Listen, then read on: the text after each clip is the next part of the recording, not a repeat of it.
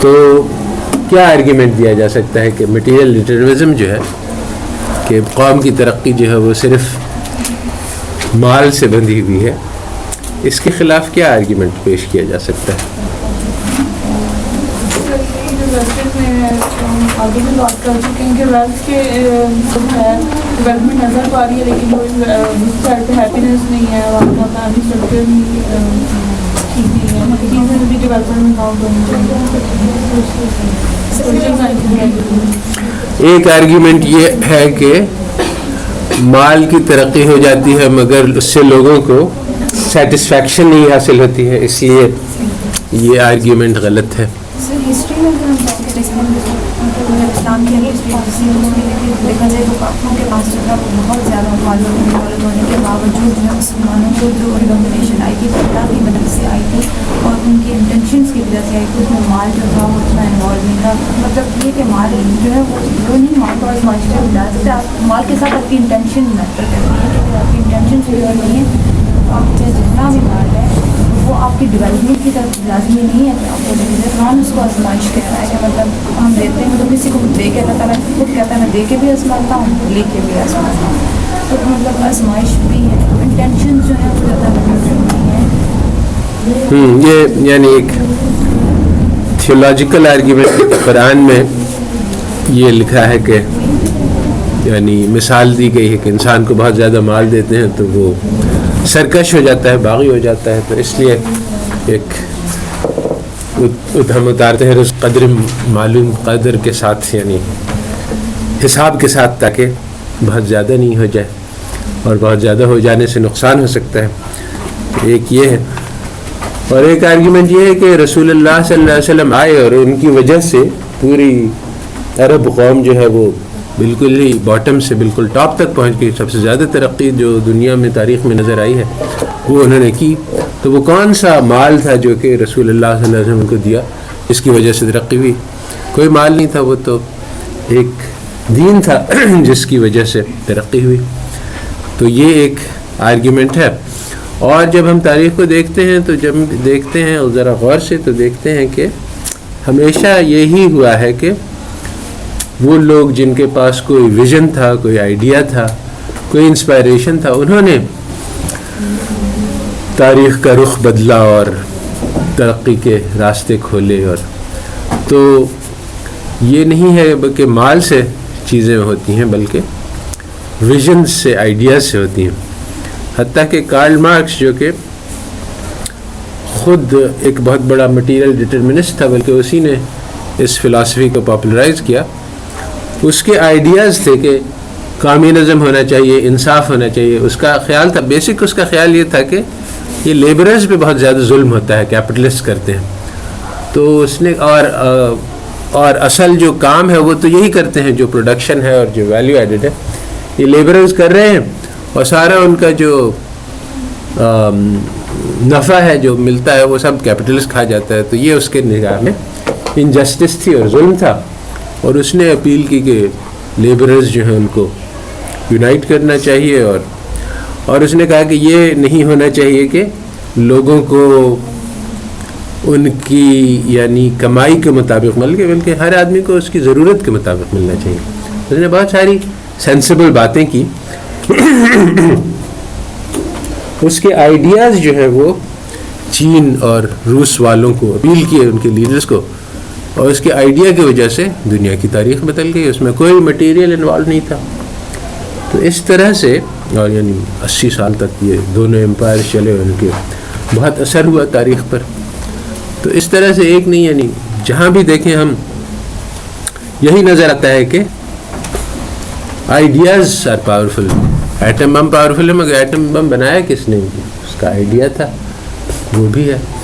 تو اس طرح سے ہر چیز جو ہے وہ اس کے پیچھے کوئی آئیڈیا ہوتا ہے۔ تو یہ میٹیریلز نہیں بلکہ یہ آئیڈیاز میٹر کرتے ہیں۔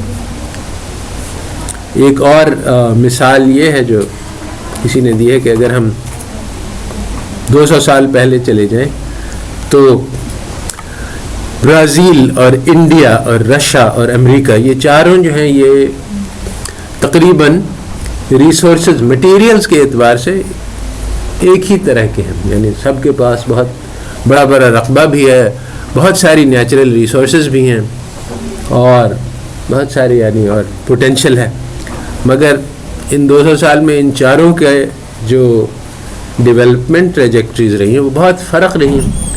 تو اگر مٹیریل ڈٹرمنزم صحیح ہوتا کہ مٹیریل اسی سے سب کچھ ہوتا ہے تو یہ چاروں کی ڈیولپمنٹ ایک ہی جیسی ہونی چاہیے تھی, مگر ایسا نہیں ہے.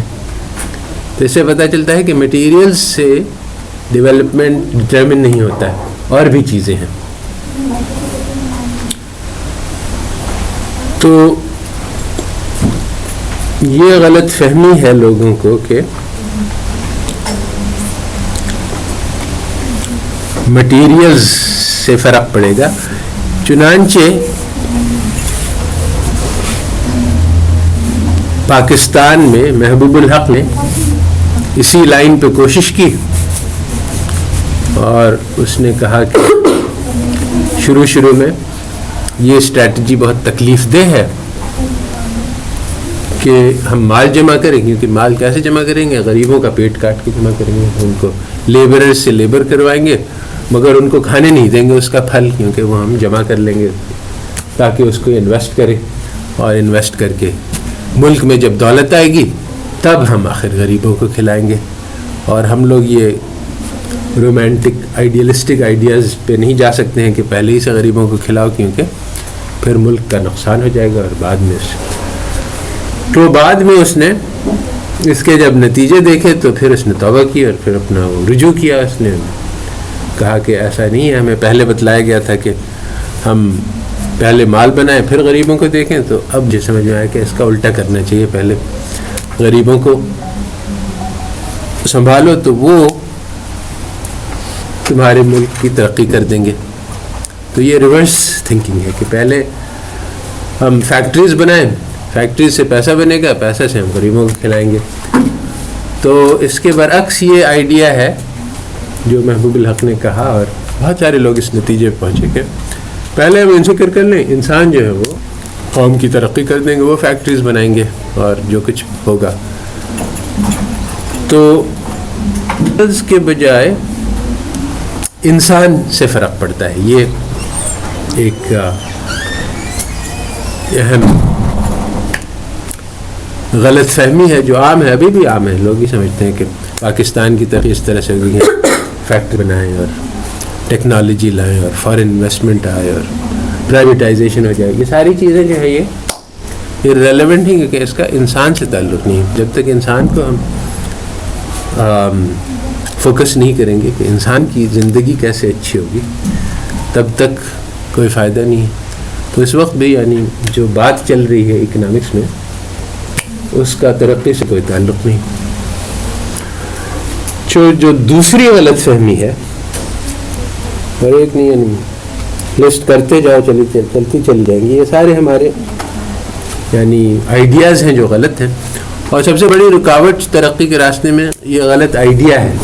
یہ نہیں ہے کہ مٹیریل کی کمی ہے, مٹیریل کی کوئی کمی نہیں, بلکہ وہ غلط فہمیاں جو عام ہیں اس کی وجہ سے ترقی نہیں ہو رہی. کیونکہ ترقی کیا ہے وہ لوگ نہیں سمجھ رہے ہیں, پھر کیسے حاصل کی جاتی ہے وہ بھی نہیں سمجھ رہے ہیں.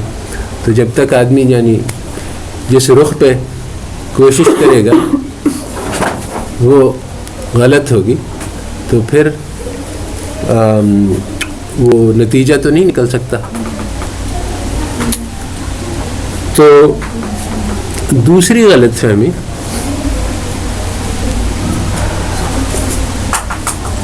یہ بھی مٹیریلزم ہی سے متعلق ہے. وہ یہ ہے کہ یہ دنیا جو ہے تو پتھر, پہاڑ, دریا, جنگل, بر عظیم, بر صغیر, یہ سب لینڈ میسز, ان سب کی بنی ہوئی ہے. تو ایک کانکریٹ فزیکل ریالٹی ہے. یہاں ہر ذرہ جو ہے اس کے اوپر ایک لا آف گریوٹی لگتی ہے اور لا آف موشن ہے. تو کوئی بھی چیز آزاد نہیں ہے, سب بندھے ہوئے ہیں, جکڑے ہوئے ہیں قانون فطرت میں. اور بہت بڑا ماس ہے اور کانکریٹ ہے اور آبجیکٹیو ریالٹی ہے. تو یہ دنیا ہے. دنیا جو ہے وہ باہر ہے ہر انسان سے اور کانکریٹ ہے اور سبسٹینشل ہے اور اس کے اپنے قانون اور قاعدے ہیں. اس پہ ہم زیادہ اثر انداز نہیں ہو سکتے. تو بظاہر یہ بات صحیح نہیں جاتی اور سب کے ذہن میں یہی بات ہے، مگر یہ حقیقت کے خلاف ہے. حقیقت اس سے زیادہ پیچیدہ ہے. ایک دنیا ہے جو باہر ہے اور ایک اس دنیا کی تصویر ہے جو ہمارے ذہن کے اندر ہے.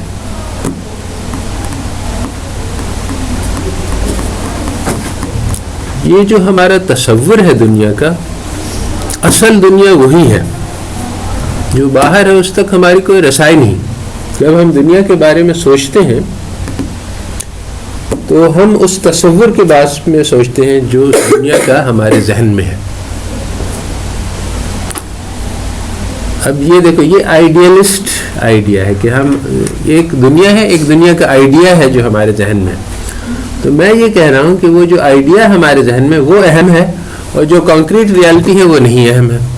اب یہ بات بالکل الٹی ہے اور جو لوگ ریئلسٹ ہیں اور یعنی عام دنیا 99% لوگ یہ سمجھتے ہیں کہ جو میں کہہ رہا ہوں غلط ہے. اور یہ جو میں کہہ رہا ہوں غلط اس لیے ہے کہ دو چیزیں ہیں. ایک تو یہ ہے کہ چلو ہے ایک میرا آئیڈیا، ہم اس کو تسلیم کرتے ہیں، جس طرح سے میں باہر کی دنیا کو تسلیم کرتا ہوں اس لیے مٹیریلسٹ جو ہے میری بات کو تسلیم کرتے ہیں کہ آئیڈیا تو ہے، مگر وہ آئیڈیا اور دنیا میں مطابقت ہونی چاہیے. اگر وہ آئیڈیا اور دنیا صحیح، یعنی آئیڈیا جو ہے وہ دنیا کو صحیح ریپرزینٹ کرتا ہے تب تو وہ صحیح ہے، نہیں تو وہ غلط آئیڈیا ہے تو پھر اس کا کوئی اعتبار نہیں. یعنی آدمی پاگل ہو جائے اور وہ دنیا کے بارے میں غلط فہمیاں قائم کرے تو پھر اس کی وہ ٹھیک ہے، اس کی مینٹل دنیا وہ اپنے پگلے پن کی وجہ سے غلط سلط حرکتیں کرے گا، مگر اس کا کوئی یعنی اس کی کوئی ویلیو نہیں. تو جو تصور ہے دنیا کا اس کی کوئی خاص اہمیت ہے نہیں، کیونکہ اس کو اصل میں تو اصلی دنیا کے مطابق ہونا چاہیے، اور اگر اصلی دنیا کے مطابق ہے تو پھر اصلی دنیا ہی میٹر کرتی ہے. نہیں ہے تو پھر وہ ایک جنون ہے جس کا کوئی اس کی ویلیو نہیں ہے. تو بات یہ ہے کہ یہ پکچر جو مٹیریلسٹ کی ہے یہ صحیح نہیں ہے. جو ہمارا تصور ہے دنیا کا وہ اہم بھی ہے اور وہ مطابقت بھی نہیں رکھتا، یعنی وہ اصلی دنیا کو میچ بھی نہیں کرتا. نہ وہ میچ کرتا ہے نہ وہ کر سکتا ہے، کیونکہ جو اصلی دنیا ہے جو آؤٹ دیئر ہے وہ اتنی کمپلیکس ہے کہ اس کا تصور ہمیں کرنا محال ہے، ناممکن ہے. اس دنیا میں کروڑوں اربوں چیزیں ہیں اور جانور ہیں اور پارٹیکلز ہیں اور درخت ہیں اور اس کے آپس میں تعلقات ہیں، یعنی نیچرل لاز ہیں اور سوسائٹیز ہیں اور بہت ساری چیزیں ہیں. ہمیں اس میں سے یعنی جو اگر ہم پوری دنیا کی جو حقیقت ہے اس کو 100 مانے تو اس کا ہمیں 1% بھی نہیں معلوم، بلکہ اس سے بھی بہت کم. اور نہ صرف یہ کہ نہیں معلوم بلکہ ہو ہی نہیں سکتا. یعنی ہم اپنی پوری زندگی بھی صرف کر دیں تو یہ جو دنیا ہے اس کی اصلی حقیقت تک ہم پہنچ نہیں سکتے. اس لیے ہمارا جو مینٹل ماڈل ہے دنیا کا وہ کبھی بھی فلی اکارڈنگ ٹو ریالٹی ہو ہی نہیں سکتا. تو اب یہ سوال پیدا ہوتا ہے کہ میرے ذہن میں جو تصور ہے دنیا کا وہ کیا ہے، کیونکہ اب جب ہم اس بات کو مانیں کہ یہ مطابقت نہیں رکھتا تو پھر ہمیں یہ سوچنا ہوگا کہ یہ تصور کیسے پیدا ہوا. جب تک ہم اس کو سوچ رہے ہیں کہ تصور تو یا تو میچ کرتا ہے یا کرنا چاہیے تو پھر ہمیں اس تصور کی کوئی خاص فکر کرنے کی ضرورت نہیں. ہم صرف ریالٹی کو دیکھیں، کہیں کہ یہ ریالٹی ہے، it is same for every one. اور اگر کسی کی پکچر یہ صحیح نہیں ہے تو اس کو صحیح کر دیں گے ہم. پھر یعنی وہ ریشنل نہیں ہے آدمی تو اس کو ریشنل کر دیں گے.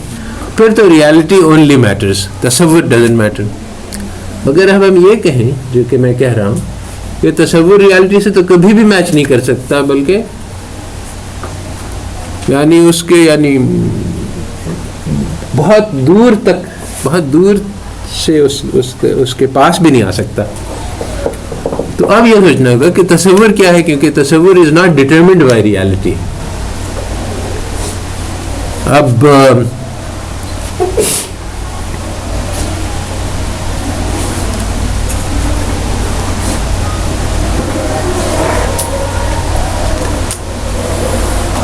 جو ہمارا تصور ہے وہ تو جو ہم پڑھتے ہیں, بہت ساری چیزیں ہم نے پڑھی ہے. جیسے ہم نے یہ پڑھا ہے کہ یہ دنیا جو ہے یہ سورج کے گرد چکر کاٹ رہی ہے. ایسا نہیں ہے کہ سورج دنیا کے گرد کاٹ رہا, مگر اس کا کیا ثبوت ہے؟ ہماری آنکھیں تو یہی دکھلا رہی ہیں کہ وہ سورج چکر کاٹ رہا ہے. اس کا ثبوت کسی کو معلوم نہیں. یعنی ثبوت ہے اس کا, اگر ہم اس کو اسٹڈی کریں تو ہم اس کو معلوم کر سکتے ہیں, مگر ہم نے تو اس کو ایسے ہی بغیر کسی دلیل کے مانا ہوا ہے. ہم نے یہ اسٹڈی کیا ہے کہ یہ جو آسمان نیلا نظر آ رہا ہے ہمیں, یہ ایکچولی اس کا کوئی وجود نہیں ہے, یہ کوئی وہاں پہ سالڈ سبسٹنس ہے نہیں جیسا کہ نظر آتا ہے, بلکہ یہ ایک آنکھیں ہماری دکھلاتی ہیں, مگر وہاں پہ کچھ ہے نہیں ایسی کوئی چیز. یہ بھی ہم نے صرف لکھنے پڑھنے پہ تسلیم کر لیا بغیر اس کی کوئی ایویڈنس دیکھے ہوئے. اسی طرح سے یہ دنیا گول ہے. اچھا, اب جہاز پہ چڑھتے ہیں تو نظر بھی آ جاتی ہے بات, مگر عام طور پہ اس کو ہم نے بغیر کسی مشاہدے کے, بغیر کسی ایویڈنس کے لیے قبول کر لیا ہے. تو اس طرح سے یعنی زیادہ تر چیزیں جو ہم نے مانی ہوئی ہیں وہ اس لیے نہیں کہ ہم نے اس کا کوئی لاجیکل پروف دیکھا ہے, بلکہ یہ ہم نے پڑھا ہے, اس کو ہم نے تسلیم کر لیا. ہم نے پڑھا ہے کہ ایٹم بم بنا تھا اور اس نے ہیروشیما اور ناگاساکی کو تباہ کر دیا. نہ ہم نے ایٹم بم دیکھا ہے, نہ ہیروشیما دیکھا ہے, مگر ہم سب اس کو جانتے ہیں اور مانتے ہیں. تو گویا ہماری نالج جو ایک طرح سے مینوفیکچرڈ ہے. اگر ہم یہ کتابوں میں اس کے بجائے کچھ اور پڑھتے تو ہم وہ ہماری نالج ہوتی. تو جو ہمارا تصور ہے وہ کوئی یونیک فکس نہیں ہے, بلکہ جن چیزوں کو بعض لوگوں نے اہم سمجھا اور اس کو ہماری کتابوں میں لکھا وہ ہم نے پڑھ لیا, اور ہم نے بھی سمجھا کہ یہی باتیں اہم ہیں. اور بے شمار باتیں ہیں اس دنیا کی تاریخ میں جو کہ ہم نے نہیں سیکھی, نہیں سمجھی, کیونکہ کسی نے اس کو کوئی خاص اہمیت نہیں دی. تو جو تصور ہمارا دنیا کا ہے, ہم اس دنیا میں رہتے ہیں. یعنی ہم جو سوچتے ہیں کہ کیا کرنا ہے, کیسے کرنا ہے, پاکستان کیسے ترقی کرے گا, تو یہ کانکریٹ ریالٹی آؤٹ دیئر نہیں ہے. پاکستان خود کا کوئی وجود نہیں. یہ ایک سوشل یہ ایک آئیڈیا ہے. ہم سب اس آئیڈیا میں بلیو کرتے ہیں, اور دنیا والے بھی. تو یہ ہمارا ایک میوچول اگریمنٹ ہے امنگ ہیومن بینگس کے, ہم اس کو ایسی کوئی چیز کو ریکگنائز کرنے. ورنہ اگر ہم کہتے ہیں کہ اچھا کوئی چیز نہیں ہے پاکستان, کوئی بھی آدمی اس کے نام ہم بھلا دیں سب, ساری انسانیت, تو پاکستان کا وجود ختم. It is not a concrete reality, it is a idea. تو زیادہ تر چیزیں جو ہم سمجھتے ہیں کہ کانکریٹ ریالٹی ہے, جیسے ہم سب صحیح سمجھتے ہیں کہ پاکستان تو بہت سالڈ کانکریٹ ریالٹی ہے, اٹس جسٹ این آئیڈیا. آج ہم فیصلہ کریں کہ چلو آج سے ساری انسانیت جو ہے وہ ایک برادری ہے, ہم سب آدم علیہ السلام کے بیٹے ہیں, ہمارے آپس میں کوئی تفرقہ نہیں ہونا چاہیے. یہ سارے ملک جو ہیں وہ ایک دوسرے میں تفرقہ کریٹ کرتے ہیں. آج ہم سب یہ ساری انسانیت مل کے یہ فیصلہ کر لے, آج سارے نیشن ختم ہو جائیں گے, نہ امریکہ رہے گا, نہ جاپان, نہ چین میں. تو یہ ایک آئیڈیا ہے, یہ ایک وہ نہیں ہے. مگر ہم لوگوں کے یعنی ذہن میں تصور ہے کہ نہیں, یہ کانکریٹ ریالٹی ہے جو آؤٹ دیئر ہے, جو انچینجبل ہے. تو دنیا ایک ایسی ہی چیز ہے کہ یہ ایک تصور ہے، یہ کانکریٹ ریالٹی نہیں. جب تو یعنی اگر ان دونوں میں یہ فرق ہے کہ اگر دنیا بدلنی ہے تو اگر ہم فزیکل لاز پہ جائیں تو وہ جو پہاڑ، جنگل اور دریا ہے اس کو بدلنا تو خیر کیا جا سکتا ہے مگر کافی مشکل ہے. مگر یہ کہ اس کے بارے میں جو ہمارا تصور ہے اس کو بدلنا یہ نسبتاً آسان ہے اور کیا بھی جا سکتا ہے. اور بہت ساری چیزیں ہیں جو ہمارے اگریمنٹ سے پیدا ہوتی ہیں. ایک تو یعنی میرا تصور ہے، ایک ہمارا کامن کنسنسس ہے، جیسے ہم سب نے اگری کیا کہ پاکستان ہے اور دوسرے لوگوں نے بھی، تو پھر پاکستان وجود میں آ گیا. تو اس اگریمنٹ کو بھی چینج کیا جا سکتا ہے کہ آج سے ہم کچھ اور اگریمنٹ پہ آ جائیں تو کچھ اور بدل جائے گا. تو رسول اللہ صلی اللہ علیہ وسلم نے جو دنیا بدلی تو اس میں وہ چیزیں جس پہ اگریمنٹ تھا انسانیت کا اس کو انہوں نے بدل دیا، دنیا بدل گئی، تاریخ بدل گئی. تو دوسری بات یہی ہوئی کہ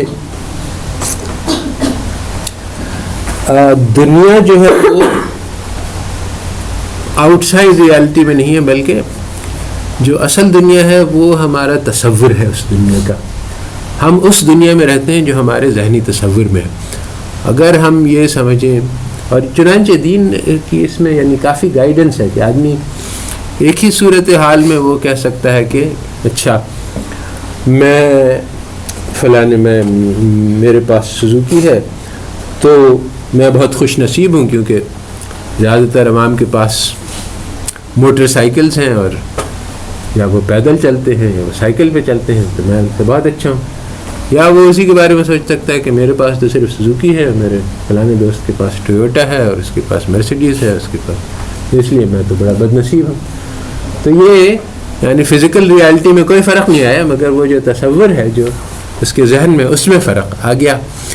تو اللہ تعالیٰ نے دین نے ہمیں اس معاملے میں سے رہنمائی کی ہے کہ تم شکر گزار بندے بنو اور جو تمہارے پاس ہے اس کو اپنے لیے کافی سمجھو، توکل کرو اللہ تعالیٰ پہ اور قناعت کرو اور اپنے سے پیچھے والوں کو دیکھو. یہ ایک تعلیم ہے کہ دنیا کے تصور کو کیسے بنانا ہے، ورنہ بہت سارے لوگ اس کے خلاف کرتے ہیں تو وہ ناشکری کرتے ہیں. تو یہ دین کی بہت ساری تعلیمات اس بات سے متعلق ہیں کہ اس دنیا کے بارے میں کیسے سوچنا ہے، اس کا کس طرح سے ماڈل بنانا ہے. تو یہ سب سبسٹینٹیو باتیں نہیں ہیں ان دا سینس کہ اس سے دنیا نہیں بدلتی، بلکہ اس کا ہمارا دنیا کا تصور بدلتا ہے اور ہم اس دنیا میں رہتے ہیں. یعنی اگر آدمی اس سوچ میں مبتلا ہوگا کہ میری سوزوکی جو ہے وہ دوسرے لوگوں کی ٹویوٹا سے کمتر ہے تو وہ پریشان ہوگا اور غمگین ہوگا اور ایک کوشش میں لگے گا، حالانکہ اس کی کیونکہ وہ جس دنیا میں رہ رہا ہے جو اس کی ذہنی دنیا ہے اس میں وہ بیکورڈز ہے. اگر وہ ذہنی دنیا کو بدل لے اپنی اور وہ فارورڈ ہو جائے گا، اس میں باہر کی دنیا کو بدلنے کی کوئی ضرورت نہیں.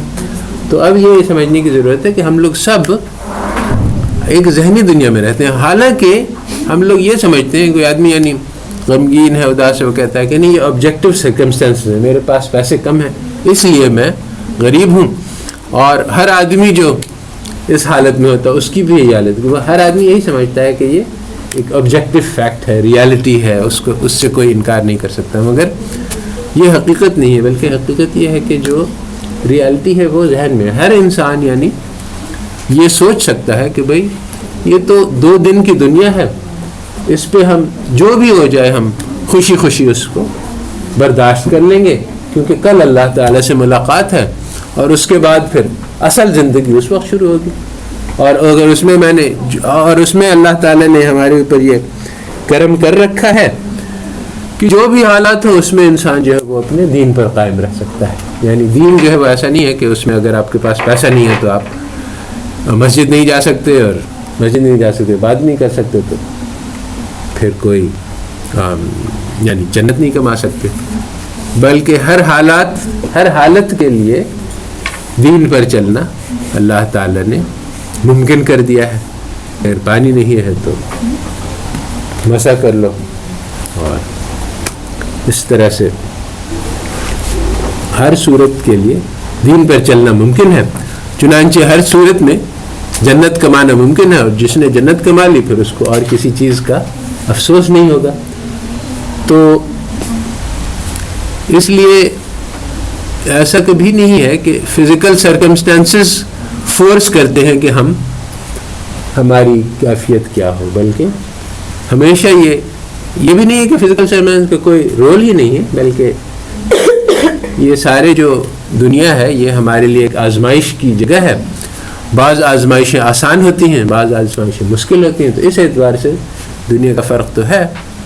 مگر جو اصل چیز ہے جو اس بات کو ڈٹرمن کرتی ہے کہ ہم خوش ہیں کہ ناخوش ہیں, ہماری سامنے آپشنز کیا ہیں, ہم کس طرح کی زندگی گزارتے ہیں, وہ ہمارا مینٹل ماڈل ہوتا ہے, دنیا کا وہ تصور جو ہمارے ذہن میں ہے. تو تیسری بات یہ ہے کہ عام طور پہ لوگ یہ سمجھتے ہیں کہ ہسٹری جو ہے وہ ایک آبجیکٹو چیز ہے, چنانچہ ہمیں فیکٹس بتلانے چاہیے. ہسٹری کیا ہے؟ It's the collection of facts. اگر کوئی آدمی مسلمانوں کی تعریف کرتا ہے کہ ہم نے ایسے ایسے کارنامے کیے اور یہ کیا اور وہ کیا, تو لوگ کہتے ہیں کہ بھئی یہ بہت بائسڈ ہسٹری سنا رہا ہے, مسلمانوں نے غلطیاں بھی کی اور ان میں ظلم بھی ہوا اور بہت سی اور یہ ساری چیزیں اگنور کیوں کر رہے ہو تم, بیلنسڈ ہسٹری بتلاؤ. تو یہ تصور ہے کہ there is such a thing as objective history. ایک ہسٹری ہے جو کہ صحیح ہے, کریکٹ ہے, ایکوریٹ ہے, اور بعض لوگ اس کے بارے میں غلط سلط باتیں بتلاتے ہیں اور ہسٹری کو ڈسٹارٹ کرتے ہیں. اور تو ایک صحیح ہسٹری ہے جو کہ یونیک ہے, آبجیکٹو ہے. یہ بھی اسی طرح کی بات ہے کہ کانکریٹ ریالٹی ہے جو آؤٹ دیر ہے. بات یہ ہے کہ ہے تو ایک صحیح ہسٹری, مگر وہ انسان کے بس کی بات نہیں ہے کہ اس کو سمجھ سکے, وہ صرف اللہ تعالیٰ سمجھ سکتے ہیں. ہسٹری کیا ہے؟ سب سے پہلے اس کو سمجھ لینا چاہیے کہ ہسٹری کو ہم یہ کہتے ہیں کہ دنیا میں جتنے آدمی آئے, جتنے مرد, جتنے عورت, ان سب کا جو تجربہ ہوا, ان کی زندگی کے احوال فرام اے ٹو زیڈ, آدم علیہ السلام سے لے کر, یہ ہسٹری ہے. اس وقت دنیا میں کہتے ہیں 6-7 ارب انسان ہیں, اور ان سب کی اپنی اپنی داستان ہے. تو کسی انسان کے بس کی بات نہیں ہے کہ یہ 7 ارب انسانوں کے نام بھی جان سکے, ان کی ساری زندگی کے سارے احوال جاننا یہ تو تقریباً ممکن ہے. اور پھر یہ تو آج ہیں زندہ, پھر تو پچھلی صدی میں اور اس سے پچھلی صدی میں اور آدم علیہ السلام تک سارے انسانوں کی ساری تاریخ جاننا یہ ناممکن ہے. تو اس لیے نہ صرف یہ کہ ناممکن ہے بلکہ بعید ہے, بہت دور ہے. یعنی یہ نہیں کہ ہم اس کو تقریباً اس کی آدھے یا اس کا چوتھائی یا اس کا 10% یا اس کا 1% یا 1000واں حصہ یا 100,000واں حصہ, یہ بھی نہیں ہمارے ہاتھ آ سکتا. تو جب کہ ایسا ہے کہ تاریخ کی جو ریالٹی ہے اس تک تو ہم پہنچ ہی نہیں سکتے, تو اب ظاہری بات یہ ہے کہ ہم کوئی بھی تاریخ آبجیکٹو نہیں ہو سکتی.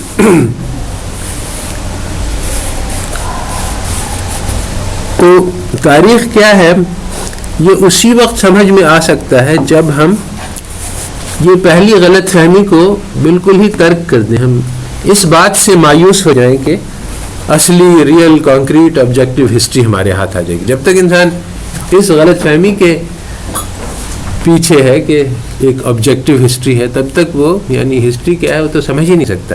تب ہم اس کو کہتے ہیں کہ یہ تو ناممکن ہے, تو پھر اب سوچنا پڑے گا کہ اب ہسٹری کا کیا مقصد ہے. کیونکہ وہ ایک تو ہے کہ ہسٹری از ٹروتھ, تو یہ ٹروتھ تو ہے اللہ تعالیٰ کے پاس ہے, ہمارے بس کی بات نہیں. اب سوچنا پڑے گا کہ اب ہم ہسٹری سے سیکھ کے کیا کریں گے, یعنی اس کو کس لیے حاصل کریں گے. ٹروتھ تک تو ہم پہنچ نہیں سکتے, تو اب کیا مقصد ہوگا ہسٹری کا, اب یہ سوچنا پڑے گا. تو ہسٹری کے بہت سارے مقاصد ہیں.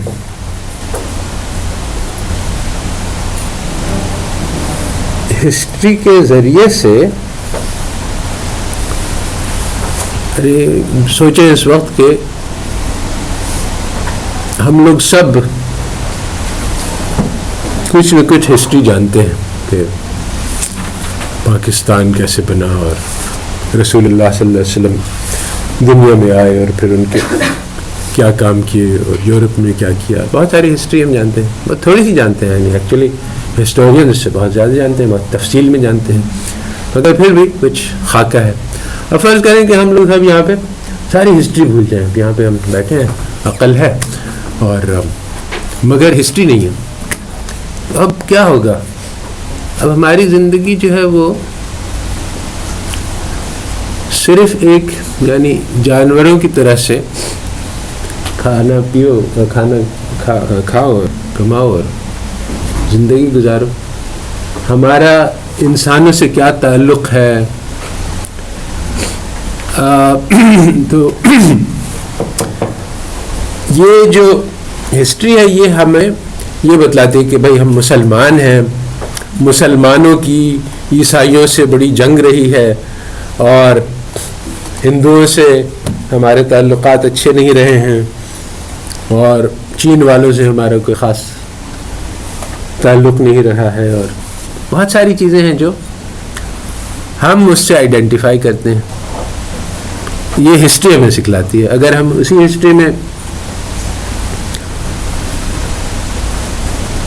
تو پھر یعنی ہسٹری ہمیں کنیکٹ کرتی ہے ٹائم پیریڈ سے, کہ یعنی ایک کام ہے جو رسول اللہ صلی اللہ علیہ وسلم نے شروع کیا اور جو چل رہا ہے, اور ہم بھی اس کام کے ایک حصہ ہیں, اور وہ ہمارے بعد بھی چلتا رہے گا. تو ہمیں یہ تعلق جوڑتی ہے آگے سے پیچھے سے, ہماری زندگی کو ایک مقصد دیتی ہے جو کہ صرف کھانے پینے سے بڑھ کر ہے. تو اس طرح سے ہسٹری میں یعنی بہت سارے اس میں یعنی پیچھے کے حالات دیکھے ہمیں اندازہ ہو سکتا ہے کہ انسان کیا کر سکتا ہے, انسان کی کوششوں سے کیا اثر پڑتا ہے. یعنی رسول اللہ صلی اللہ علیہ وسلم آئے اور ان کی وجہ سے زندگی کی تاریخ بدل گئی, تو اس سے ہمیں مثال ملتی ہے کہ ہاں انسان جو ہے وہ قیمتی ہے, اس کے کام کرنے سے کچھ ہو سکتا ہے. ورنہ اگر ہسٹری نہیں ہوتی تو ہم کہتے کہ پتہ نہیں ہو سکتا ہے کہ نہیں ہو سکتا ہے, کچھ نہیں پتہ ہوتا. تو یہ ہسٹری تو یہ مقاصد ہیں کہ یہ انسان کو انسان بناتی ہے, مقصد دیتی ہے زندگی کا. اور سیم ہسٹری کو بہت مختلف طریقے سے سنایا جا سکتا ہے. تو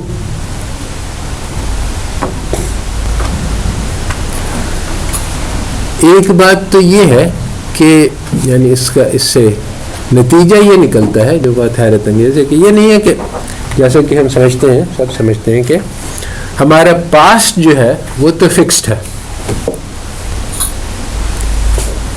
ہماری تاریخ ہے وہ تو ایک فکسڈ ہے, اس میں تو کوئی تبدیلی آ نہیں سکتی. یہ بھی بات صحیح نہیں ہے, کیونکہ پاسٹ فکسڈ اس لیے نہیں ہے کہ یعنی ہزاروں لاکھوں واقعات ہیں جو ابھی بھی یعنی جو کتابیں ہماری تاریخ کی ہیں, ایک تو یعنی جو اصلی واقعات ہیں وہ تو کروڑوں اربوں ہیں, اس میں سے تھوڑے سے چند لاکھ واقعات ہمارے پاس کتابوں میں محفوظ ہیں, ان تک ہماری رسائی ہو سکتی ہے. جو کروڑوں چیزیں ہوئیں جو کہ کسی نے لکھی نہیں, وہ تو اب لاسٹ ہیں, اب اس تک ہم پہنچ نہیں سکتے. مگر جو لاکھیں چیزیں لکھی ہیں جو ہماری کتابوں میں ہیں, ان تک بھی ہم نہیں پہنچ سکتے. یعنی ان لاکھوں کتابوں کو پڑھنے والا کوئی نہیں, ساری زندگی خرچ کر دیں تو ہم نہیں پڑھ سکیں گے. اب ان لاکھوں کتابوں سے اگر یعنی ایک بہت ڈیپ اسکالر ہے تو وہ اس نے 1000 2000 3000 پڑھ لے گا, اور عام آدمی 100 200 300 پڑھ سکتا ہے زیادہ سے زیادہ, اور جو جاہل ہے اس نے ایک بھی کتاب نہیں پڑھی. تو یہ ہمارا پاسٹ جو ہے وہ یعنی فرض کریں کہ 100 کتابوں میں ہمیں لکھنا ہے، تو ان 100 کتابوں میں ہم ساری چیزیں تو لکھ ہی نہیں سکتے. تو اب ہم جو بھی سلیکٹ کریں گے وہ ہمارا پاسٹ بنے گا. تو ہم اپنا پاسٹ خود سے لکھیں گے. اب ہم سلیکٹ کریں گے کہ کون کون سی چیزیں اس میں شامل کرنی ہیں. تو اب اس وقت 3 طرح کی قصے چل رہے ہیں اسلام کے بارے میں. ایک وہ لوگ ہیں جو کہتے ہیں کہ اسلام تو خوبی ہی خوبی ہے، اس میں تو کوئی خرابی کبھی ہوئی ہی نہیں، اور ہمارے ہیروز تھے اور ہمارے زبردست ماضی تھا، اور پھر پتہ نہیں کیا ہوا، اچانک سب چیزیں خراب ہو گئیں. تو ایک تو یہ ہے جو آئیڈیلائز کرتے ہیں، اور ایک گروپ ہے جس میں اسلام میں کوئی اچھائی ہی نہیں نظر آتی. سارے مسلمان خراب تھے، ساری تاریخ میں کسی مسلمان نے کبھی کوئی اچھا کام کیا ہی نہیں. تو اور تیسری طرف ایکول رائٹس والے ہیں کہ نہیں، ہم اگر ایک مسلمانوں کی اچھائی بیان کریں تو ایک برائی بھی بیان کریں تاکہ بیلنس ہو جائے. تو ان تینوں اسکولز کا ویسے یہی خیال ہے، تینوں مکتب فکر کا، کہ آبجیکٹو ہسٹری ہے. تو اس لیے ان کی آپس میں لڑائی ہے، جو کہ وہ ایک کہتا ہے کہ آپ غلط کہہ رہے ہیں اور آبجیکٹو بات نہیں ہے. تینوں اسکول اپنے آپ کو آبجیکٹو اور کریکٹ مانتے ہیں، حالانکہ ایکچولی تینوں صحیح ہیں. یعنی صحیح ہے اس طرح سے کہ اگر آپ چاہیں کہ ہم یہ دکھائیں کہ مسلمان میں برائی برائی، تو ہمارے پاس لاکھوں واقعات مل جائیں گے کہ مسلمانوں نے یہ خراب کام کیا، یہ خراب کام کیا. کوئی شک نہیں، لاکھوں مسلمانوں نے لاکھوں خراب کام کیے، چوری بھی کی، ڈاکہ بھی ڈالا، قتل بھی کیا، کوئی بھی چیز نہیں جو چھوڑی نہیں ہو. اگر ہم چاہیں کہ مسلمانوں کی اچھائیوں کو دیکھیں تو 1,00,000 واقعات آسانی سے مل جائیں گے کہ مسلمان نے زبردست کام کیے. اور اگر ہم بیلنس کرنا چاہیں تو ہم 5,000 ایک طرح کے اور 5,000 دوسرے طرح کے نکال دیں گے. اور حقیقت کیا ہے وہ اس سے بہت بعید ہے. وہ کروڑوں واقعات ہیں جن کو سب کو ہم نہ ان کا احاطہ کر سکتے ہیں، نہ ان میں سے ہم کوئی نتیجہ نکال سکتے ہیں کہ اچھا یہ ساری چیزوں کو دیکھ کے ہم نے اس نتیجے پہ پہنچے. ہر انسان کی زندگی الگ ہے، ہر انسان کا الگ حساب ہوگا. کچھ نے اچھے عمل کیے، کچھ نے برے کا عمل کیے، کچھ نے دونوں کیے. اللہ تعالیٰ حساب کریں گے، فیصلہ کریں گے کہ کون صحیح ہے کون غلط ہے. تو آبجیکٹو ہسٹری ہے نہیں.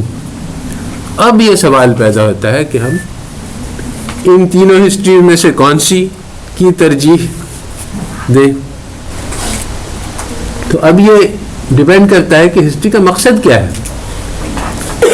اگر ہم یہ سمجھیں جیسا کہ لوگ سمجھتے ہیں کہ ہم حقیقت تک پہنچنا چاہتے ہیں، یہ تو ناممکن ہے.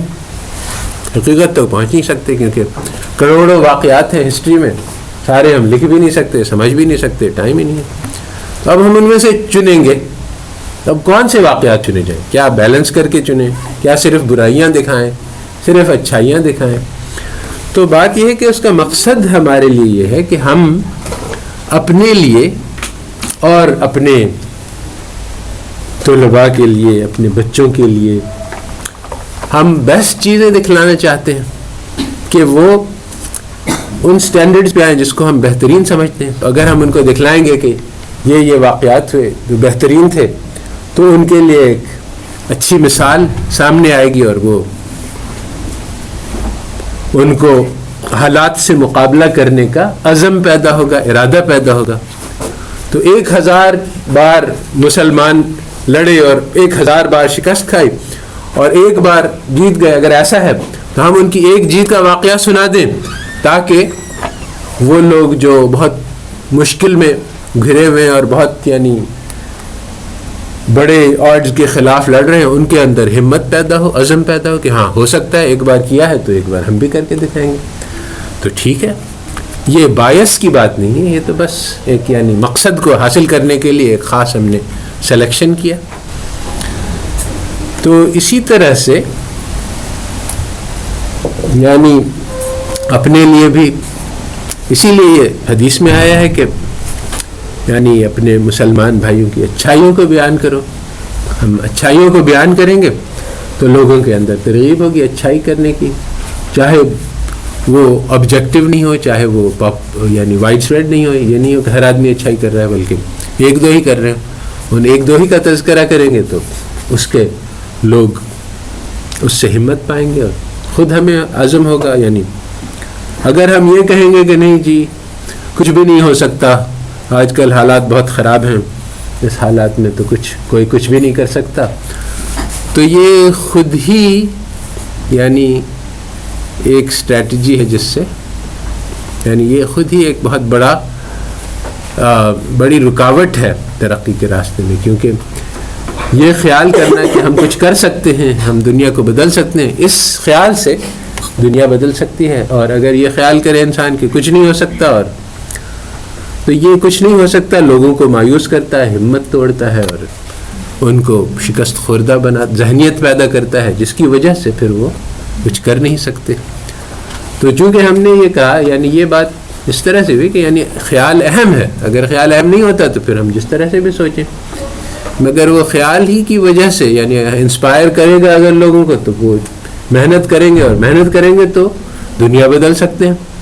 اور اگر وہ ان انسپائرڈ ہو، شکست خور نہ ہو، ان کے دل میں یہ خیال ہو کہ کچھ بھی نہیں ہو سکتا، مایوسی کا زمانہ ہے، اور ایک آدمی کے اندر ہم یہ خیال ڈالیں کہ ٹھیک ہے ہزاروں لاکھوں لوگ تمہارے خلاف آ جائیں مگر تم ایک اکیلے ہو اور اللہ تعالیٰ کی مدد تمہارے ساتھ ہو، تم سب کو پر غالب آ سکتے ہو، تو پھر اس کے اندر ایک ہمت، عزم اور ولولہ اور جوش اور جذبہ پیدا ہوگا، جس کی وجہ سے شاید وہ کر جائے. اور ہوا ہے کئی بار تاریخ میں لوگوں نے وہ کام کیے ہیں اکیلے جو لاکھوں لوگوں نہیں کر سکے.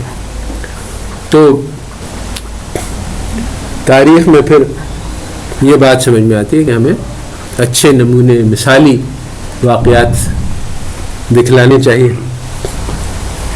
دیکھو جیسے اس کی ایک مثال دنیاوی ہے، لوگ اس مسئلے میں بہت تنگ کرتے ہیں مجھے، اس لیے بہت سارے مثالیں سوچنی پڑتی ہیں کہ جیسے ہم کہیں کہ یہ میڈیکل سکول ہے، یہ بہت اچھی تعلیم دیتا ہے، تو اب کوئی آدمی کہ دیکھو فلانا اسٹوڈنٹ ہے اسکول کا، اس نے گیا اور اس نے اس آدمی کو مار دیا، اس کو غلط دوا دے دی، تو ہو سکتا ہے ایسا ہو. تو ہم کہیں گے کہ بھائی اس کے جو بیسٹ اسٹوڈنٹ ہے اس نے کیا کیا وہ دکھلاؤ. تو پھر بیسٹ اسٹوڈنٹ نے وہ سیکھا تھا، یہ تو وہاں کا بیک بینچر تھا اور یہ نوٹس بھی نہیں لیتا تھا، تو اب یہ پاس تو ہو گیا کسی طرح سے، مگر اس کو یہ کہنا ہے کہ یہ اس اسکول کا نمائندہ ہے، یہ غلط فہمی، کیونکہ اس نے تو آدھی چیزیں وہ پڑھی نہیں، سنی نہیں. اسی طرح سے ہم کہتے ہیں کہ اگر تمہیں یہ دیکھنا ہے کہ اسلام کے کیا اثرات ہوتے ہیں تو اس کے بیسٹ نمائندے کو چنو، اس آدمی کو چنو جس نے ہارڈلی کلمہ نہیں سیکھا اور نماز نہیں پڑھتا ہے، پھر کہو کہ دیکھو یہ تو چوری بھی کرتا ہے، یہ مسلمان ہے، اور یہ ڈاکہ بھی ڈالتا ہے اور یہ قتل بھی کرتا ہے، تو یہ دیکھو یہ اسلام ہے تمہارا. تو یہ صحیح اگزامپل نہیں ہے، کیونکہ وہ آدمی ہے تو نام کا مسلم مگر اس نے نہ اسلام سیکھا، نہ سمجھا، نہ اس پہ عمل کیا، تو اس کو بنانا نمونہ کہ یہ اسلام ہے، یہ غلط بات ہے. تو اسی طرح سے ہم اسلام کے جب نمونے پیش کریں گے تو ہم بہترین نمونے پیش کریں گے. اور یہ باعث کی بات نہیں ہے، یہ بس ایک یعنی عقل کی بات ہے کہ جس نے اسلام سیکھا، سمجھا، اس پہ عمل کیا، اس سے ہم اسلام کو جانچ سکتے ہیں. ایسے تو نہیں جانچ سکتے کہ جس نے سیکھا بھی نہیں، سمجھا بھی نہیں، عمل بھی نہیں کیا، پھر ہم کہیں کہ یہ اسلام ہے. یہ تو ناجائز بات ہے، یہ باعث بات ہے. تو پتہ چلا کہ ہسٹری میں ایک تو یعنی ہسٹری بہت اہم ہے، اس سے ہمیں پتہ چلتا ہے کہ کیا ہمارے کنیکشن کیا ہے، ہمارے دوست کون ہیں، ہمارے دشمن کون ہیں. قرآن ہمیں بتلاتا ہے کہ یہ لوگ تمہارے دشمن ہیں، اور بہت ساری چیزیں قرآن ہمیں اس طرح سے سمجھاتا ہے. تو تاریخ جو ہے وہ کوئی آبجیکٹیو کانکریٹ فیکچول نہیں ہے، بلکہ سلیکٹ کی جاتی ہے. تاریخ میں ایک ہتھیار ہے جس کو استعمال کیا جاتا ہے لوگوں کے ذہن بدلنے کے لیے، لوگوں کے اندر عزم، ولولہ، ہمت پیدا کرنے کے لیے، ان کو اپنی ایک یعنی انفرادی زندگی جو چھوٹی سی ہے، مختصر سی ہے، اس کو ایک بہت بڑے پیمانے پر بڑے کام سے جوڑنے کے لیے، تاکہ اس کی زندگی میں ایک وسعت، ایک معنی، ایک مطلب پیدا ہو جائے. پھر انسان جو ہے جب اس کو ایک بڑے کام میں لگا ہوا ہے تو پھر اس کو اپنی یعنی جان قربان کرنا، ایثار کرنا، بڑے تو آسان لگتا ہے. اگر اس کی ایک ہی زندگی ہے اور کچھ نہیں ہے تو پھر وہ ظاہری بات ہے کہ وہ بزدل ہوگا, کیونکہ وہ اس کو اور کوئی ہے نہیں چیز, اور کسی سے اس کا کنیکشن نہیں ہے, تو پھر وہ ہر چیز کو اپنے ہاتھ میں باندھ کے رکھے گا اور خوف ہوگا اس کو, اس کے اندر وہ ایثار, وہ ہمدردی اور وہ جنراسٹی جو ایک آدمی امیر ہے تو وہ دے سکتا ہے, کیونکہ امیر اس طرح سے ہے کہ وہ ذہنی طور پہ امیر ہے, وہ اپنے آپ کو ایک بہت بڑے حرکت کا حصہ سمجھتا ہے, تو پھر اس کے لیے بڑے بڑے کام کرنا آسان ہو جاتا ہے. تو یہ ہے رول آف ہسٹری. تو ہسٹری جو ہے وہ کوئی آبجیکٹو چیز نہیں ہے کہ فیکٹس آر فیکٹس, ایسی کوئی بات نہیں. تو اب صحیح ہسٹری سیکھنا بہت اہم ہے, اور ہسٹری بہت ساری. اب جو اگلی بات ہے وہ یہ ہے کہ جو ہسٹری ہم نے سیکھی ہوئی ہے وہ سب ویسٹرن پوائنٹ آف ویو سے سکھلائی گئی ہے, اور ویسٹرن پوائنٹ آف ویو میں دو بہت اہم باتیں ہیں, بلکہ بہت ساری باتیں ہیں, میں دو مین آئیڈیاز لے لیتے ہیں جو بہت ان کے دماغ میں راسخ ہیں, ان کی کتابوں میں سب کی اس کی جھلک آتی ہے, اور یہ سب ہم نے وداؤٹ تھنکنگ ایبزارب کر لیے ہیں, کیونکہ یہ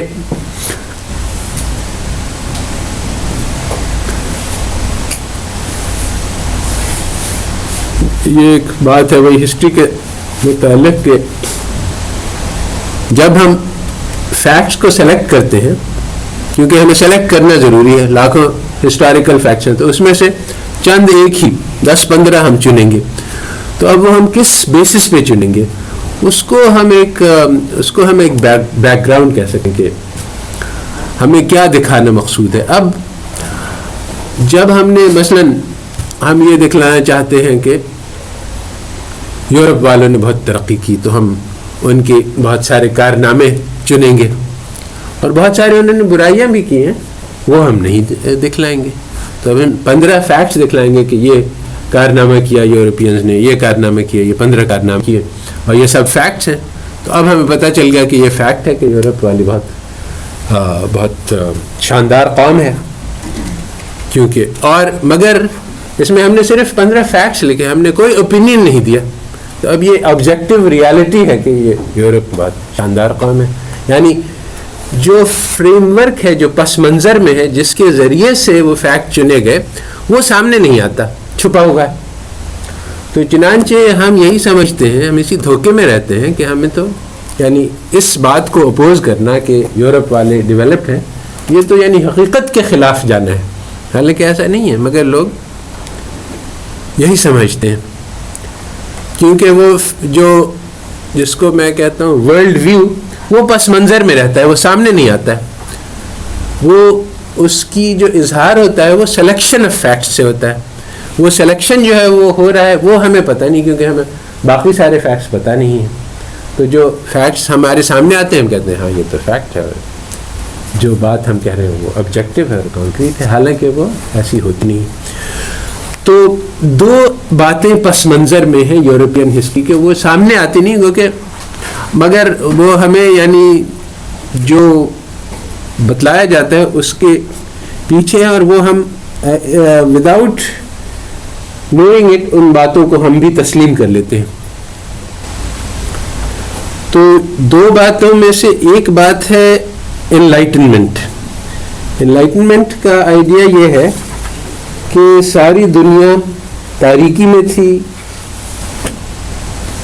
کسی کے پاس کوئی عقل نہیں تھی, سب لوگ اپنے ماں باپ یعنی اپنے آباء و اجداد کی پرستش کرتے تھے, جو وہ کہتے تھے اس کو بغیر اپنی عقل لگائے تسلیم کرتے تھے.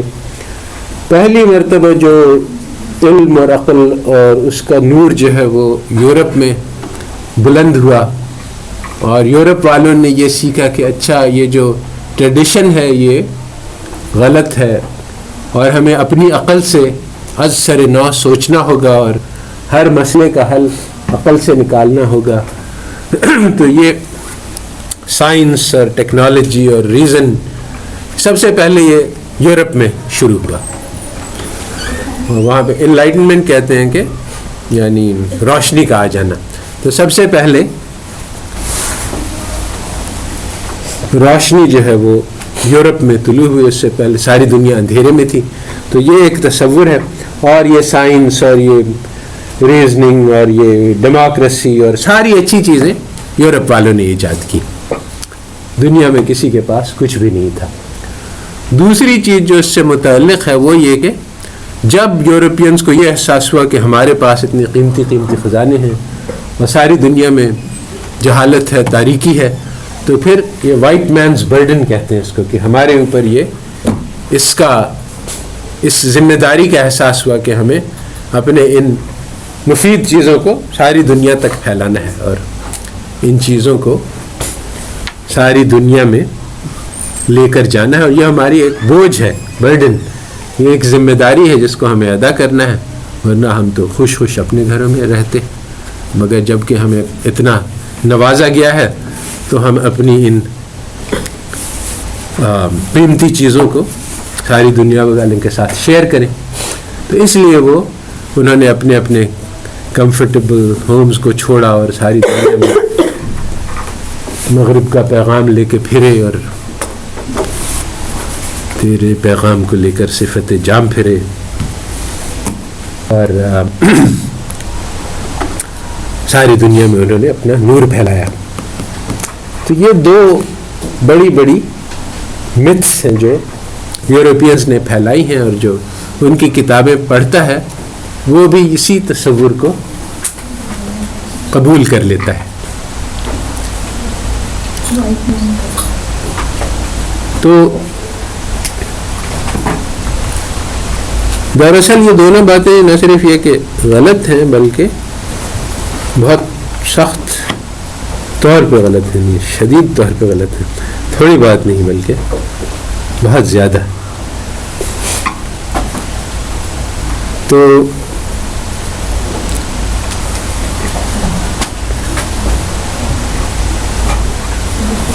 ان دونوں کا اثر یہ ہوتا ہے کہ ترقی وہ ہے جو یورپینز کے پاس ہے, اور چنانچہ ترقی حاصل کرنے کا طریقہ یہ ہے کہ ہم ان کی طرح ہونے کی کوشش کریں.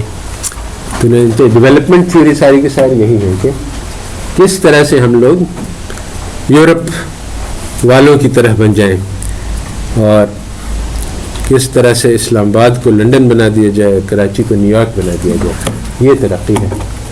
اگر ایسا ہو سکے تو پھر ہم ترقی کر جائیں گے, ایسا نہیں ہو سکتا تو ہم ترقی نہیں کر سکتے.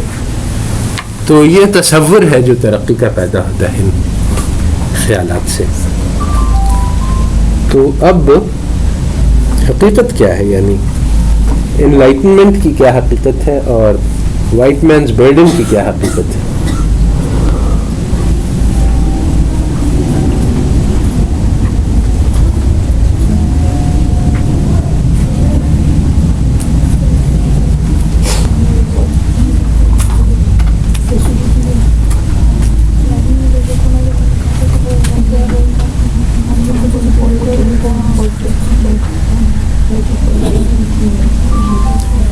کیا یورپ والوں ساری دنیا میں اس لیے پھرے کہ ان کی اپنی جو فائدے تھے ان کو ساری دنیا تک پہنچانے تھے؟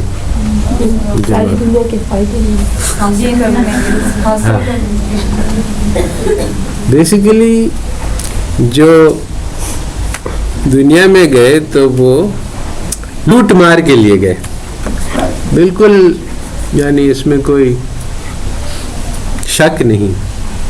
یعنی مقصد ہی یہی تھا. جب یہ کیا نام ہے اس کا 1492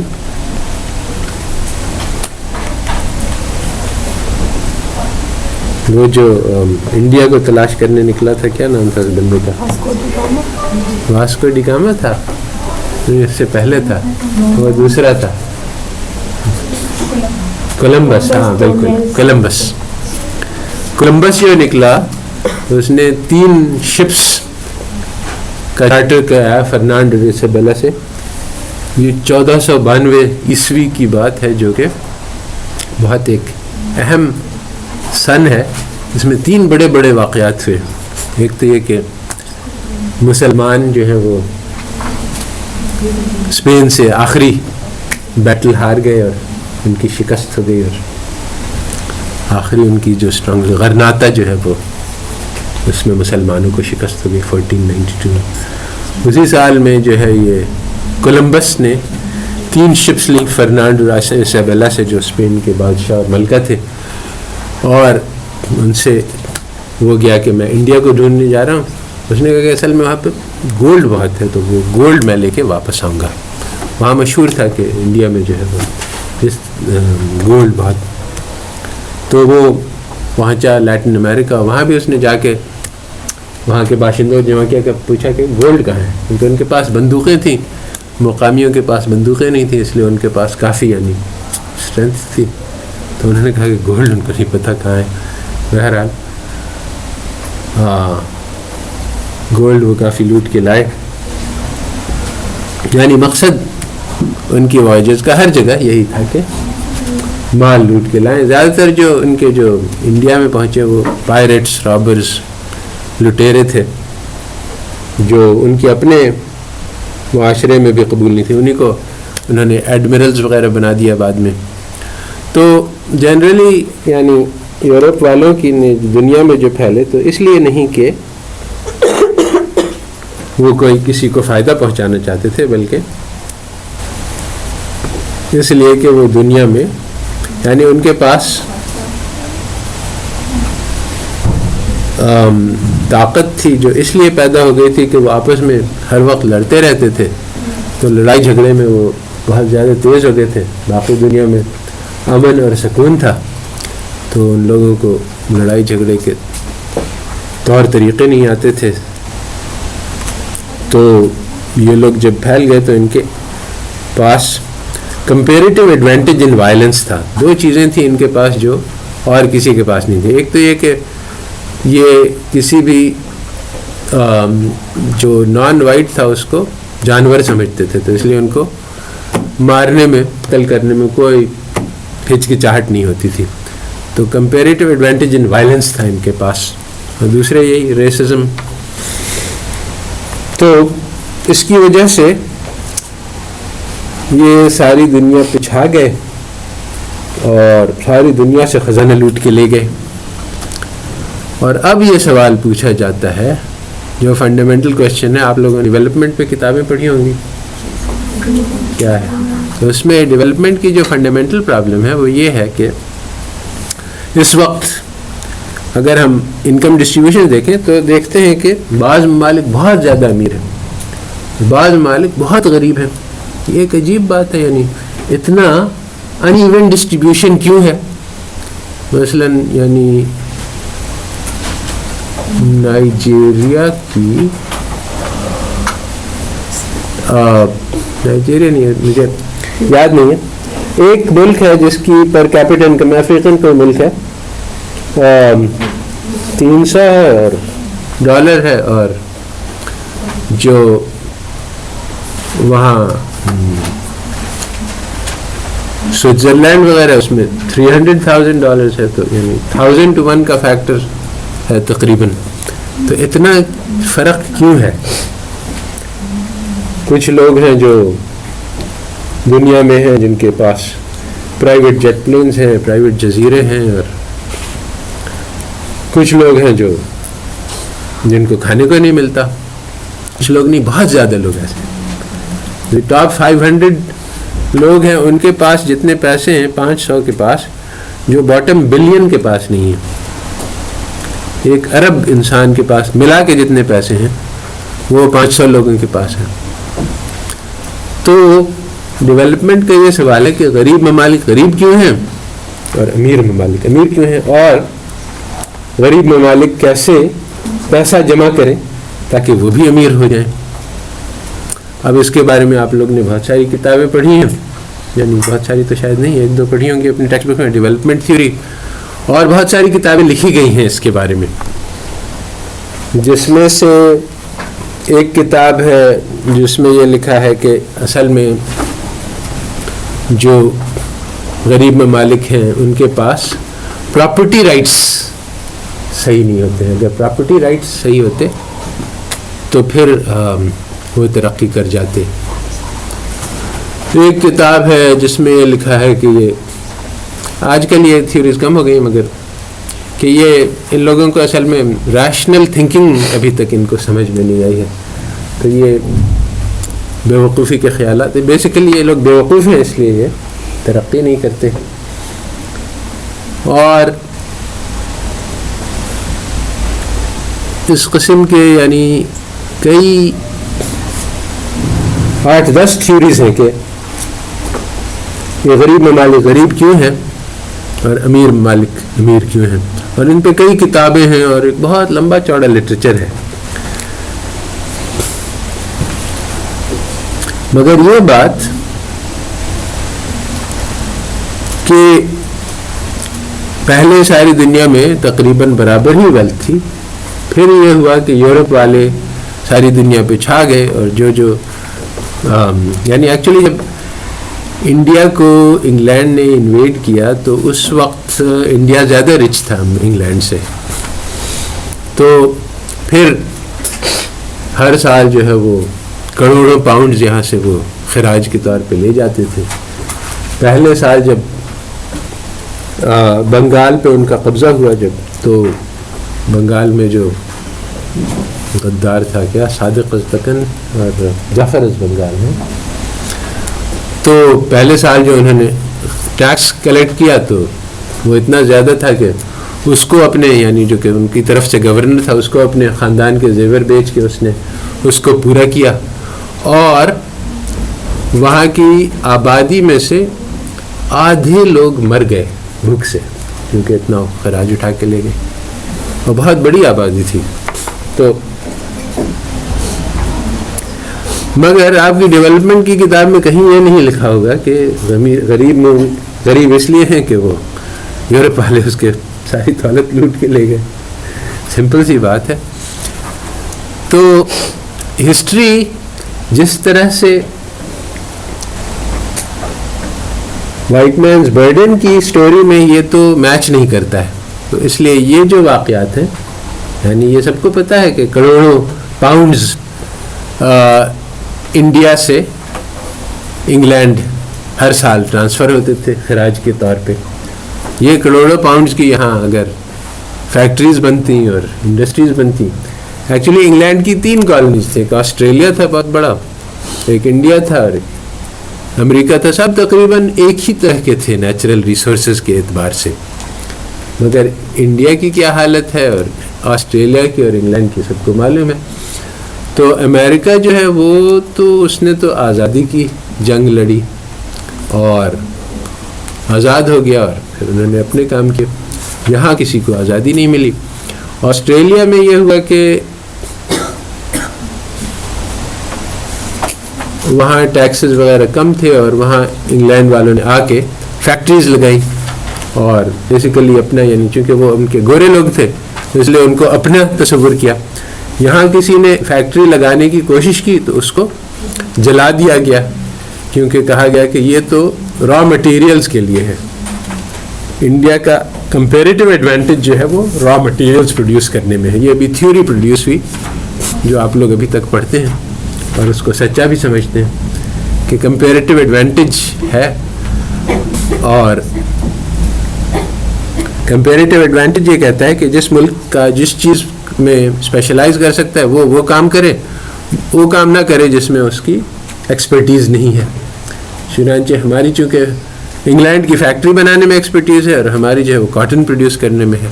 تو اب ہم کاٹن بنائیں گے اس کو انگلینڈ بھیجیں گے، پھر وہ ہمارے لیے شرٹ بنائیں گے تو ہمیں واپس بھیجیں گے تو ہم اس کو کنزیوم کریں گے. ہمیں تو یعنی چونکہ ابھی درخت سے نیچے اترے ہیں اس لیے وہ شرٹیں وغیرہ بنانی آتی نہیں ہیں، سوئی چلانا مشکل کام ہے، گورے لوگوں کے پاس چھوڑ دینا چاہیے. تو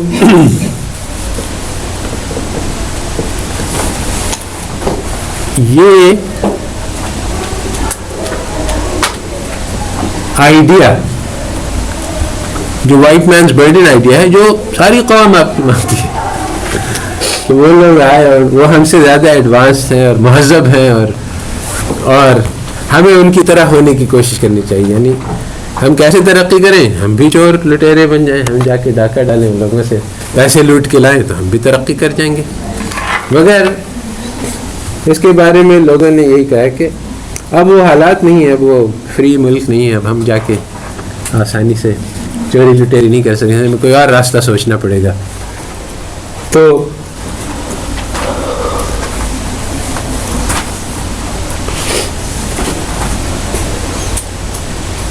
اب جو صورتحال ہے وہ یہی ہے کہ اگر ہم ڈیولپمنٹ کو ری ڈیفائن کریں, ڈیولپمنٹ ہوتی کیا چیز ہے, اگر ہم یہ نہ کہیں کہ یہ مال کا حاصل کرنا ہے, کیونکہ یہ تو ان لوگوں کا خیال ہے, تو یہ تو بھی بات وائٹ مینز برڈن کی. جو دوسری بات ہے انلائٹمنٹ والی, وہ یہی ہے کہ ان لوگوں نے اپنے دین سے بغاوت کی اور ایک سیکولر نظام قائم کیا, اور اس میں یہ کہا کہ دین کی کسی کو کوئی ضرورت نہیں ہے, دین محض ایک توہم پرستی کا نام ہے اور ہر چیز ہم عقل کے ذریعے سے سمجھ سکتے ہیں. تو یہ پروجیکٹ اب فیل ہو گئی ہے. اب فیل ہو گئی ان دا سینس کہ 200-300 سال اس پہ محنت ہوئی کہ عقل کے ذریعے سے سب چیزوں کا جواب نکالا جائے, سارے ان سوالات کا جو ہم نے وہ اس میں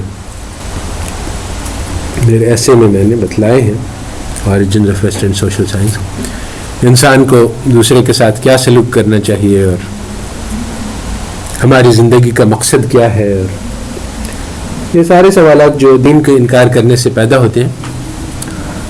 تو ان لوگوں نے سوچا تھا کہ عقل ہمیں ان سب چیزوں کے جوابات دے دے گی, مگر کافی یعنی غیر متوقع طور پر ہر میدان میں یہ سیکولر تھنکنگ کی شکست ہوئی خود ہی. یعنی کوئی اور ان کے مقابل میں نہیں آیا, بلکہ جس لائن پہ یہ چلے کہ توقعات کے ساتھ, اس لائن پہ آگے راستہ بند ہو گیا. انہوں نے کہا کہ یہ کائنات جو ہے یہ ازلی ہے, یہ ہمیشہ سے تھی اور ہمیشہ رہے گی, اس کو پیدا کرنے والا کوئی نہیں ہے. تو 20th سینچری میں یہ بات جا کے سائنس کے ذریعے سے پروو ہوئی کہ نہیں, یہ کائنات جو ہے وہ تقریباً 6-7 بلین سال پہلے وجود میں آئی, پہلے کچھ بھی نہیں تھا, پھر ایک نقطے سے ایک ایسا ایکسپلوژن ہوا جہاں پہ کچھ بھی نہیں تھا, کچھ بھی نہیں سے کچھ وجود میں آ گیا, اور ساری کائنات ایک ہی نقطے سے وجود میں ہے. یعنی بات حیرت انگیز بات ہے کہ کیسے ہو گیا, یہ کسی کو سمجھ میں نہیں آنے والی. تو ٹھیک ہے وہ وجود میں آ گئی, مگر وہ کیسے وجود میں, کس نے اس کو کیا؟ اب یہ سوال ظاہری پیدا, خود بخود کیسے ہو سکتا ہے یہ کام؟ اب اس کا جواب کہ یہ خود بخود کیسے ہو گیا, how can something come into existence from nothing, اس کا کوئی جواب نہیں ہے ان کے پاس. تو اور یہ غیر متوقع بات ہے, یعنی نہ ہم دیندار لوگ یہ سمجھ رہے تھے کہ اس کے بارے میں کوئی امپیریکل ایویڈنس ملے گا, نہ وہ یہ سمجھ رہے تھے. یعنی یہ ایک ایسی بحث تھی جو کہ یعنی صرف عقیدے والی بات تھی کہ ہمیشہ سے ہے کہ نہیں, کیسے پتہ چلے گا, کسی کو نہیں پتہ چل سکتا. مگر غیر متوقع طور پہ 20th سینچری میں اس کا ثبوت مل گیا کہ واقعی یہ ایک پوائنٹ سے وجود میں آئی ہے, ایک ٹائم پہ وجود میں آئی ہے, اس سے پہلے کچھ بھی نہیں تھا. تو ظاہر میں دونوں باتیں ہو سکتی تھیں کہ دنیا ہمیشہ سے قائم تھی. ہم اگر ایسا نظر آتا تو ہم کہتے کہ اللہ تعالیٰ نے بنائی ہے, وہ کیسے بنائی ہے ہمیں سمجھ میں نہیں آتا, مگر کوئی نہ کوئی وقت بنایا ہوگا. مگر جو بات یعنی مشاہدے میں آئی وہ یہی تھی جو اللہ تعالیٰ کے خالق ہونے پہ دلیل ہے. اسی طرح سے ایک ایولیوشن کی سٹوری انہوں نے بنائی کہ انسان کیسے وجود میں آیا, تو اس کا انہوں نے کہ آہستہ آہستہ لنگور سے پھر وہ دوسرا بنا, پھر تیسرا بنا, پھر چوتھا بنا, اور بیچ میں بہت ساری گیپس تھے. تو اسی پہ بحث ہو رہی تھی کسی مولانا سے, تو انہوں نے کہا کہ وہ انگریز کہہ رہا تھا ایولیوشن, تو انہوں نے کہا ہر آدمی اپنے آباء و اجداد کو پہچانتا ہے, ہم لنگوروں سے پیدا ہو گئے, ہمارے تو ہم آدم علیہ السلام سے. تو خیر بات یہ کہ انہوں نے ڈارون نے کہا کہ ہم جب دنیا میں فاسلز کی کھدائی کریں گے تو ہمیں یہ لنکس مل جائیں گی, تو وہ لنکس ملی نہیں, ڈھونڈ کے تھک گئے. آخر انہوں نے کہا کہ لنکس ہے ہی نہیں. چنانچہ اب یہ 1980s یا 90s کی بات ہے کہ وہ اسٹیفن گولڈ جو ایوولوشنسٹ ہے, بہت کٹر یعنی دہریہ ہے, اس نے ایک تھیوری آف کیا نام ہے اس کا, پنکچویٹڈ ایکویلیبریم یا کچھ اس قسم کا نام ہے, جس میں اس نے یہ کہا کہ بس ایوولوشن تو اتنی تیزی سے ہوا کہ وہ فاسل ریکارڈ اس کا چھوٹا ہی نہیں, زپ کر کے وہ ایک روز لنگور بچے پیدا ہوا, بچہ ہوں کر رہا ہے. تو یہ یعنی ان کی اوریجنل تھیوری کے مطابق نہیں تھی. تو اس نے کہا کہ بہت فاسٹ ہوا اس لیے اس کا فاسل ریکارڈ نہیں آیا. تو یعنی اور ہاں وہ جو نوبل پرائز ونر تھا, کیا نام تھا اس کا, واٹسن. ہاں, واٹسن نے بھی یعنی سب لوگوں نے یعنی بڑی کوشش کی اپنی, یعنی یہ سب دہریے تھے اور یہ اس محنت سے انہوں نے کوشش کی کہ ہمیں ایویڈنس مل جائے کسی طرح سے کہ یہ زندگی خود بخود پیدا ہوئی. آخر اس نے ایک کتاب لکھی کہ یہ تو اتنا یعنی مشکل ہے کام کہ ہو نہیں سکتا کہ یہ خود بخود ہوئی. چنانچہ اس نے کیا کہا, اس نے کہا کہ بلینز آف ایئرز پہلے ایک ایلینز تھے, انہوں نے ایک راکٹ بنایا اور وہ جا کے لائف فارم دنیا میں لائے اور یہاں چھوڑ گئے اور اس سے جو ہے وہ زندگی شروع ہوئی. اچھا وہ ایلینز کہاں سے آئے وہ راکٹ, یعنی اس کو یہ بالکل ہی گوارا نہیں ہے کہ اللہ تعالیٰ نے بنایا ہو. تو چنانچہ اس نے یہ تھیوری بنا دی, مگر اس کی بھی یعنی عقل جو کہ یعنی پورا اپنا فورس لگایا ہوا ہے کہ کسی طرح سے اس کو ثابت کرے کہ خود بخود زندگی پیدا ہوئی, وہ اس بات کو نہیں کہہ سکا کہ خود بخود ہوئی ہے. تو اس نے کہا کہ وہ ایک ایلینز راکٹ شپ میں لے کے آگے جائیں. تو یعنی یہ جو ان کی کوشش تھی وہ یہ سمجھ رہے تھے کہ یہ ہوگا, اور اس وقت کسی کو نہیں پتا تھا کہ جو ابتدائی لا آف فارمس ہیں وہ بہت سمپل ہیں. وہ مٹی ہلتی جلتی ہے تو ایک زندگی پیدا ہو جاتی ہے چھوٹ ایلیمنٹری قسم کی, پھر وہ ایلیمنٹری سے تھوڑا سا اور کمپلیکس ہوتی ہے, اور اس طرح سے درجہ بدرجہ انسان پہنچ جاتی ہے. یہ ان کا آئیڈیا تھا, اس کا انہوں نے ثبوت ڈھونڈا, اس کے خلاف ان کو ثبوت مل گیا. یہ ناممکن ہے, ایسا ہو نہیں سکتا. اب یعنی جس طرح سے یعنی ایک فرنٹ پہ نہیں ہر فرنٹ پہ جس طرح سے انہوں نے انسان کے آپس میں کیسا تعلق ہونا چاہیے, انہوں نے کہا کہ دیکھو زندگی تو محدود ہے, تو ہر انسان کو خود غرض ہونا چاہیے, کیونکہ اب یعنی عقل چل رہی ہے, کیونکہ ان کے پاس انہوں نے دین سے انکار کیا. دین تو کچھ اور بتلا رہا ہے, ان کا اپنا دین بھی کچھ اور بتلا رہا ہے, مگر انہوں نے کہا کہ نہیں دین نہیں, اب ہم از سر نو بغیر کسی پری کنسیپشن کے بغیر بالکل یعنی عقل سے سوچیں. عقل سے یہی پتہ چلتا ہے کہ موت پہ ہماری زندگی ختم ہو جائے گی, تو اب ہمیں انجوائے کرنا چاہیے. تو انہوں نے یعنی انسان کے جو اخلاق ہیں وہ اس بنیاد پہ ہوں کہ میں اپنی غرض دیکھوں تم اپنی غرض دیکھو. چنانچہ اس پہ انہوں نے پوری ایک اکنامک تھیوری قائم کی. تو یہ پوری تھیوری غلط ہے, از سر نو الف بے تے سب چیز غلط ہے, مگر چونکہ اس وقت طاقت ان کے ہاتھ میں, اس لیے یہ ساری جو متس ہیں وائٹ مینز برڈن کی, انلائٹنمنٹ کی, اور یہ خود غرضی کی, یہ کمپٹیشن کی, یہ ساری باتیں چل رہی ہیں, اور یہ ساری باتیں یہی سب سے بڑی رکاوٹ ہے, کیونکہ ہم لوگ نے ان کو تسلیم کیا ہوا ہے. ورنہ ہمارے پاس بہت زیادہ قیمتی باتیں ہیں ہمارے دین میں, مگر آج ہم لوگ اپنے دین کو نہیں سیکھ رہے ہیں اور ان کے دین کو سیکھ رہے ہیں, اس لیے بہت بڑی بڑی خرابیاں پیدا ہوئی.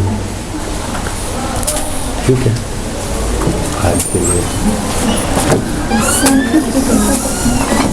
وہ انشاءاللہ تھرسڈے کو